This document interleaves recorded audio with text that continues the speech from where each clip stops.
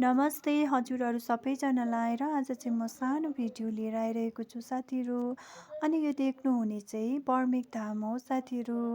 हिजो चाहिँ मेरो काका र काकीको सिन्दुर पोते थियो अनि आइसकेपछि चाहिँ पण्डितजीले पूजा स्टार्ट गर्नुभयो।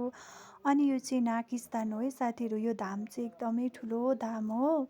सायद कतिजना त आउनु पनि भएको होला यहाँनिर। साउन महिनामा चाहिँ यति धेरै भिड हुन्छ मान्छेहरू, आफूले सोचेको जस्तो राम्रोसँगले पूजाहरू पनि गर्नु पाउँदैन, यति धेरै भिड हुन्छ। यो देख्नुहुने चाहिँ माछाको पोखरी, यहाँनिर चाहिँ माछाहरू पनि छ। अनि यहाँनिर चाहिँ काकाले काकीलाई सिन्दुर लगाइदिनु हुँदैछ है साथीहरू। यहाँनिरको पण्डितजीले चाहिँ अति साह्रै राम्रो गरेर गरिदिनु हुँदो रहेछ।